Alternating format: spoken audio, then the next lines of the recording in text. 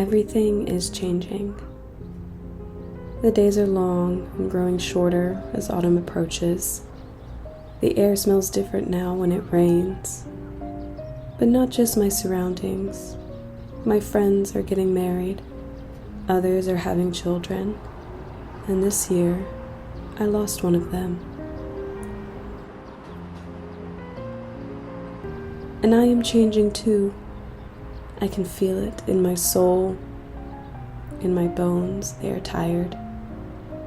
I can feel it in the way I look at my parents, through new lenses of understanding, and in the way I look at myself, with compassion, and in the way I look at the past, with clarity and bittersweet gratitude.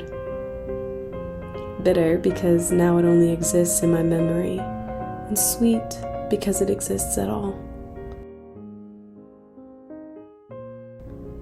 This weekend, I am visiting the smaller town of Kent, Ohio, where my grandparents lived, and where my dad grew up.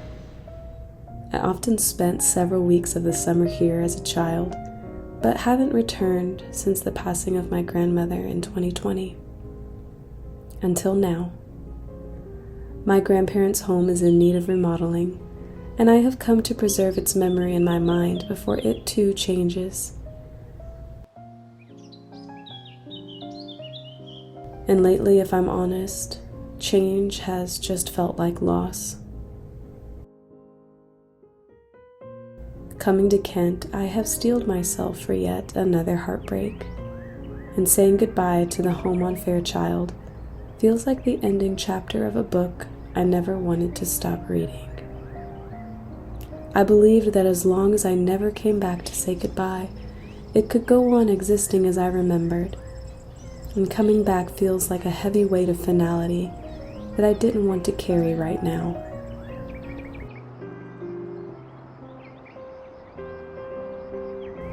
But now that I'm here, I feel a little bit differently. It is such a strange feeling to remember things that I didn't realize I had even forgotten. The creaking of the wooden porch steps that I climbed over and over without a second thought before. The earthy scent of tomato plants carried on the breeze. As a kid, I took those summers for granted, and now I realize how blessed I was to spend them with grandparents who cherished me, with a grandpa who took the time to teach me how to use the riding lawnmower, and a grandmother who took me with her to clean their church on Saturdays.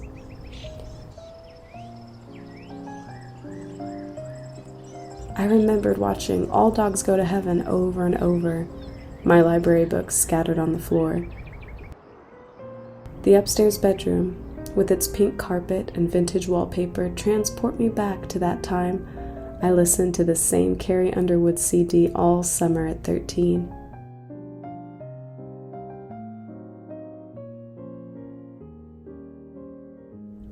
But this time, when I look out of the small window that overlooks the backyard, it's my husband that I see on the riding lawnmower instead of my grandpa, instead of myself. Instead, now somehow I was the self that I had dreamed about all those years ago in that very room. I stood there as the woman the girl had tried to conjure in her imagination. But I could still feel that girl there too, in her skirts and braided ponytail, and that strawberry shortcake outfit that she loved so much at 7 years old. I could feel her innocence at 13, the lightness of her heart, and I could remember her love for the Nancy Drew book series and her dreams of the future and of love. And being in their house again brought the memories flooding back.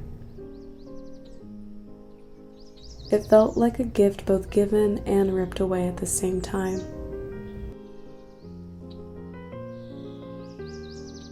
It was like I was grieving something that I didn't realize I had lost until I had found it again.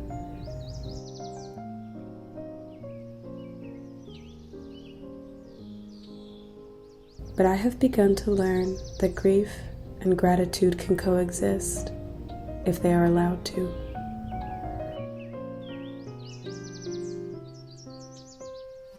And houses may not be living creatures, but homes can be. Where else could all of those moments reside that memory can't recall until we are physically there? Where else can exist those brief and temporary versions of me that only those walls were witness to? The versions of myself which I can deeply feel only when I am back in that very room. And when that room is gone, where will they go? I do not have all of the answers. I am still tired of change. But if change had not forced itself upon me, I wouldn't have come back to Kent. I wouldn't have felt the closest to my grandparents that I felt since they passed, or re-experienced feelings I hadn't felt since childhood. And so I have learned that grief and gratitude, loss and redemption, have a special bond of coexistence that one can only recognize with time and even appreciate with effort. I hope that if you are going through change or grief or loss, that you are able to find peace. And even if you are grieving, that you may find gratitude.